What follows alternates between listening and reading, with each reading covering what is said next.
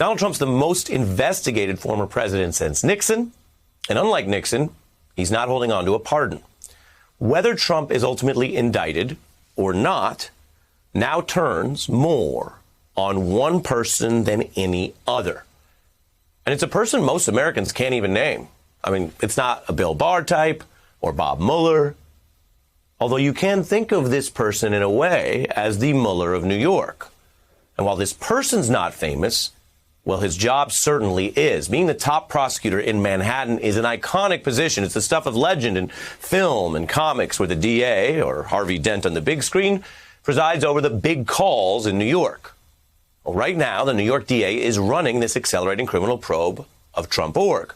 He's convened a grand jury. He will make the call on any possible indictments of the company, its staff, or its founder. That DA, Cyrus Vance, is a fairly low-key 66-year-old prosecutor who's been on the job for over a decade.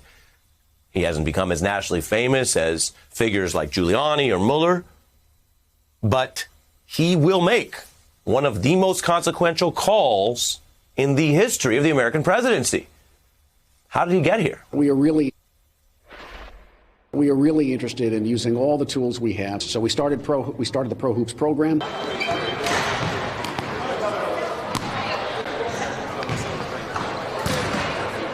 Our office will continue to cooperate with the federal government in its battle against terrorism, and we will continue to use every tool state law provides at our disposal. Today marks the 7th major case involving sanction violations by a large international bank that my office has pursued and resolved.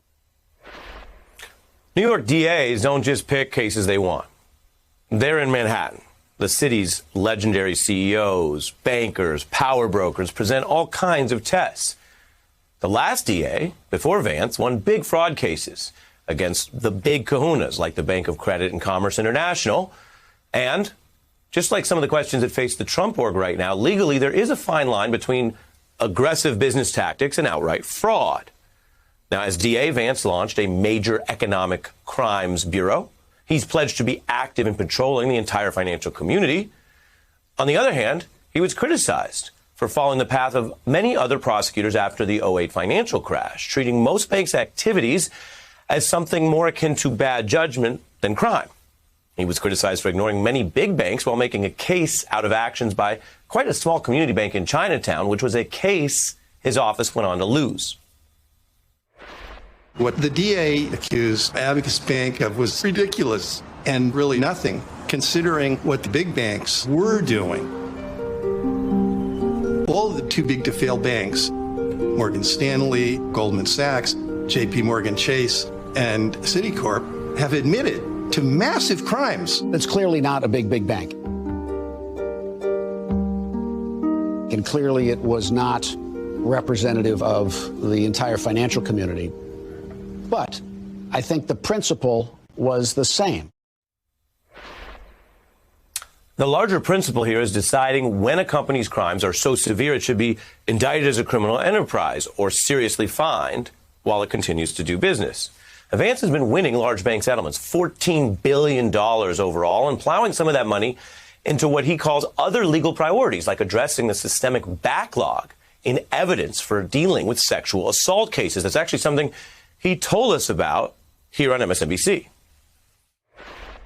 What I decided to do last fall was to use $35 million of money we received through federal forfeiture and to commit to fund rape kit testing around the country. For a prosecutor, I mean, this is unusual, and it speaks to a national problem with a solution that's not ideal. The reason why we got involved is I think it is a tragedy, and I don't think that's an overstatement.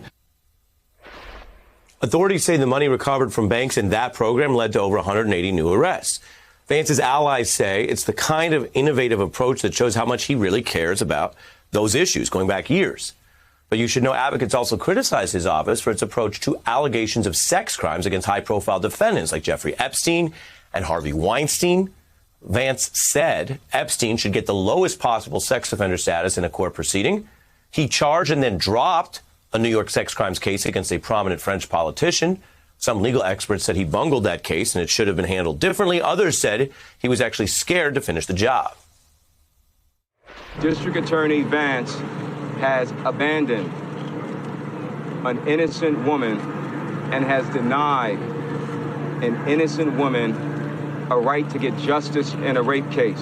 Why they were just so scared, why they were running away from this. Dominique Strauss-Kahn, because of his power and who he was, got a free ride. In 2015, Vance also passed on indicting Weinstein for groping allegations despite audio tape evidence. Now, Vance defended that decision at the time as all about the evidence and the rules, not whether he wanted to get someone like Weinstein. I, as DA, have to be guided by the evidence and the elements of the crime and my experts in the office. And if I stop being guided by any of those things and start being guided by outside influences, whether it's money or whether it's public opinion, then I'm not doing my job. And that brings us to the key about DA Vance, which may turn out to be the key to the legal fate of the Trump Organization and Donald Trump. If you remember one thing about this DA who will decide Trump's fate, remember this: he moves slowly, but he will double down in a legal do-over. Now, a lot of prosecutors don't like do-overs. If they drop a case, even with controversy, they don't want to lean into just bringing it back up again. But when more evidence did emerge about Weinstein, with possible cases in several parts of the country, DA Vance did lean back into the case that brought him so much earlier criticism. He became the first prosecutor to indict Harvey Weinstein, scoring a major legal victory by winning the case, which the New York Times saw as the DA's shot at redemption. Breaking news tonight, the verdict handed down. Harvey Weinstein found guilty of rape. Guilty of rape and criminal sexual assault. Guilty on criminal sexual act of Mimi Halle and guilty of rape in a third degree of Jessica Mamp. Harvey Weinstein has finally been held accountable for crimes he committed. Some may have thought that took too long, but that legal do-over worked. And the history is relevant to the Trump org probe because this probe is also something of a do-over for DA Vance. He already probed the Trump Organization back in 2012 for allegedly defrauding tenants at Trump Soho. But he dropped the case, saying the tenant victims settled and refused to cooperate with him, so he had to focus on other cases with victims who, quote, actually wanted us to take the case. He also faced criticism for taking tens of thousands of dollars from Trump's top attorney before and after dropping that Trump org case. He returned some of the money that year and the rest in 2017 after media scrutiny.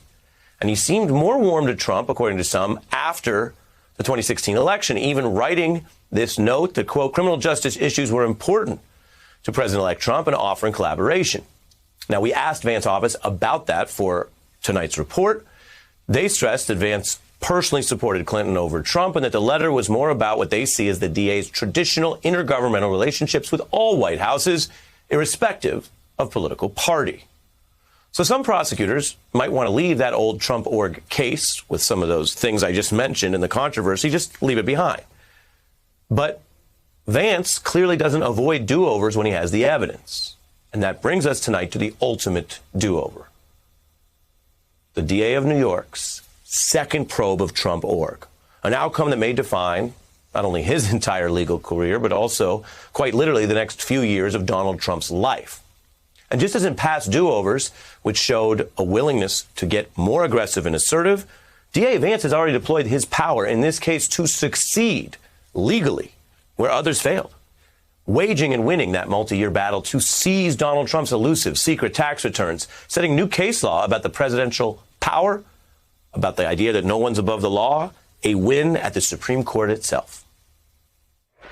Today, former President Trump suffered a major Supreme Court defeat. A major decision from the U.S. Supreme Court declining to block a New York grand jury from getting President Trump's personal and corporate tax returns. Clearing the way now for investigations to finally get their hands on the former president's tax returns. They've got him. The Manhattan District Attorney now is in possession of former President Donald Trump's tax returns. Millions of pages of Trump's financial documents. The documents now under a microscope at the DA's office. If they reveal crimes, there's a grand jury ready to act. And legally, take this all together tonight, and there are basically three doors here for how this probe ends according to precedent. One, it could still end like the DA's last Trump org case. After much attention and drama, close. without any charges. 2, like Vance's other do-overs, he could go farther and try to indict the Trump org or indict its staff, which is a big deal. Or 3, DA Vance could indict the organization's founder himself, Donald Trump. When you actually take it all together and you learn about this DA, it's pretty simple where we go from here. We know that this grand jury has basically 6 months this year. We know the DA finishes at the end of the year his term. And door number 1 that I just mentioned is basically nothing. That's status quo. Door number 2 could put pressure on Donald Trump and potentially bankrupt him by toppling the company that has kept him afloat all these years. We've seen larger companies than the Trump org capsized by major settlements or indictments.